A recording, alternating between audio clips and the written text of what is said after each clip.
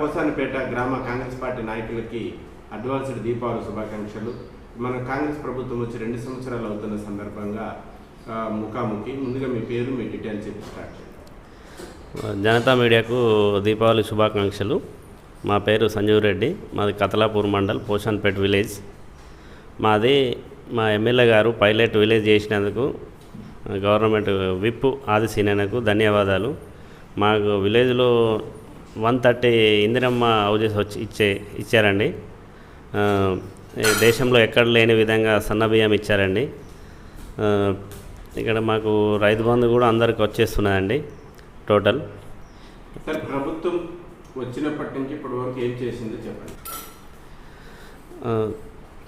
మనకి 2 సంవత్సరాల నుండి మనకి సన్నవడ్లకి బోనస్ ఇస్తున్నారండి. ప్రతి ఇంటికి రేషన్ కార్డుకు సన్న బియ్యం ఇస్తున్నారండి. అంతకుముందు గత 10 ఇయర్స్ నుంచి డైలీ ఇస్తామండి రేషన్ కార్డులు ఇవ్వకుండా. వచ్చిన 1 ఇయర్లోనే ఎక్కువ మందికి రేషన్ కార్డులు ఇచ్చారండి. ఫ్రీ కరెంట్ ఇస్తున్నారండి. మన 200 బిలో యూనిట్స్ ఫ్రీ పవర్ వచ్చేస్తుందండి. మహిళలకు కూడా ఉచిత బస్సు సౌకర్యం కల్పించారండి. సార్, మరి కాంగ్రెస్ పార్టీ రైతులకి ఎన్నో హామీలు ఇచ్చింది. మరి రైతులకు ఇచ్చిన హామీలు ఏమి నెరవేర్చారు? రైతులకి 2 లక్షల రుణమాఫీ ఇచ్చారండి. రైతు భరోసా వస్తుందండి. సన్నవడ్లకు బోనస్ ఇస్తున్నారండి. ఈ మన రైతు కూలీలకు ఉపాధి హామీ కింద 6000 వచ్చేస్తున్నాయండి. సార్, ప్రజల్లో ఎలా ఉంది స్పందన? అంటే గత పాలనకి ఇప్పటికీ ప్రజల్లో స్పందన ఎలా ఉంది? ఈ మన ప్రభుత్వం వచ్చాక రేషన్ కార్డు అనేది 10 ఇయర్స్ నుంచి వాళ్ళు ఏమి ఇవ్వలేరండి. మనం వచ్చినాక 1 ఇయర్లోనే రేషన్ కార్డు ఇచ్చేసాము. ఇందిరమ్మ ఇండ్లు ఇక్కడికి వచ్చినాకనే ఇచ్చేసాము. మన వేములవాడ కాన్స్టిట్యూయెంట్లో 4000 ఇందిరమ్మ ఇల్లు వచ్చేసాయండి. పోయిన గవర్నమెంట్ 10 ఇయర్స్ నుండి మా మండల్లో కానీ ఇక్కడ వేములవాడ కాన్స్టిట్యూయెంట్లో కానీ అంత 500-600 పూర్తిగా ఇంకా కంప్లీట్ చేయలేరండి. ఇక్కడ మాత్రం మనకు 4000. ఇప్పుడు మా పైలట్ విలేజ్లోనే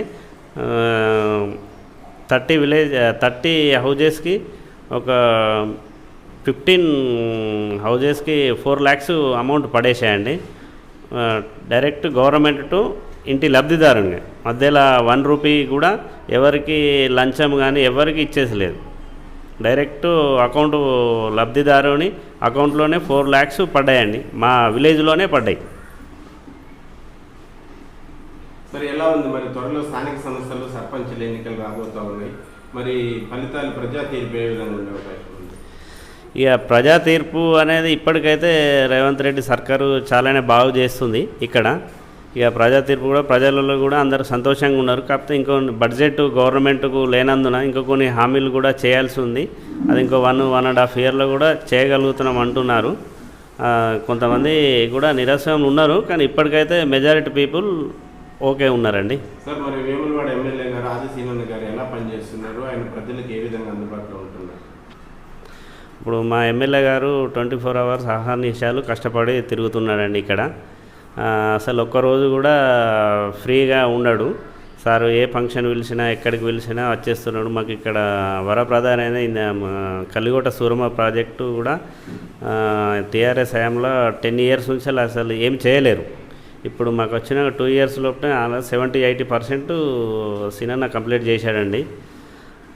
ఇందిరమ్మ హౌజెస్ కూడా తొందరనే బిల్లు పాస్ చేయిస్తున్నాడు.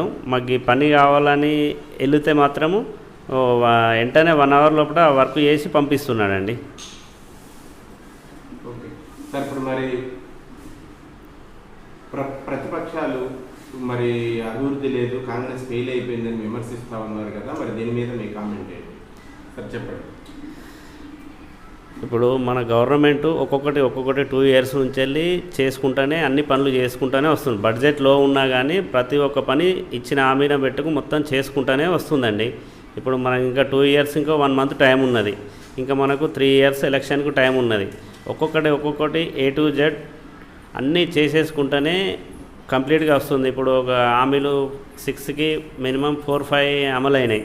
1-2 ఉంటే ఉండొచ్చు బడ్జెట్ లోపం వల్ల. అది కూడా మనకు ఒక 6 months 1 year లోపటే అన్నీ చేసుకుంటా వెళ్ళగలుగుతారు. నెక్స్ట్ మళ్ళీ కూడా గవర్నమెంట్ మనదే వస్తుందండి. ప్రజలు కూడా అన్నీ గమనిస్తున్నారంటే ఆ గవర్నమెంట్ ఈ గవర్నమెంట్కి తేడా. ఆ గవర్నమెంట్లో మన ప్రాజెక్టులని ఇప్పుడు ప్రాజెక్టు 1,00,000 కోట్లు 1,50,000 కోట్లు ప్రాజెక్ట్ కాళేశ్వరం ఉన్న టోటల్ తెలంగాణ బడ్జెట్ అంతా అక్కడ పెట్టేసిండు. కానీ అది ఎందుకు పనికి రాకుండా కూలిపోయింది, మోటార్లు వర్క్ చేస్తలేవు. ఇప్పుడు ఒక్కొక్క ఇంజనీరు 1,000 కోట్ల స్కాము చేసిర్రు. ఇంజనీర్ దగ్గర అన్ని డబ్బులు ఉంటాయి, రాజకీయ నాయకుల దగ్గర ఎన్ని డబ్బులు ఉండాలా, అది కూడా అందరు ప్రజలు గమనిస్తున్నారండి. విద్యుత్ కొనుగోళ్ల స్కాము, మిషన్ భగీరథ స్కాము, అన్నీ total A to Z government అన్నీ గమనిస్తున్నారు. ప్రజలు కూడా అన్నీ చూస్తున్నారండి. వచ్చే ఎన్నికల్లో కూడా ప్రతి విలేజ్లో కాంగ్రెస్ పార్టీ గెలుస్తుందండి. వాళ్ళు చేసిన ఎన్ని తప్పుడు ప్రచారాలు చేసినా కాంగ్రెస్ ప్రభుత్వం ఒక్కొక్కటి సమాధానం చెప్పుకుంటూ వర్క్ చేసుకుంటూ వెళ్ళిపోతుందండి. వాళ్ళ తిరిగి చెప్పుడు మాటలకు చేతల ప్రభుత్వానికి తేడా ఉంటుంది. ఆపితే ఏంటంటే మన స్లోగా వెళ్ళిపోతున్నది వర్కులు చేసుకుంటా.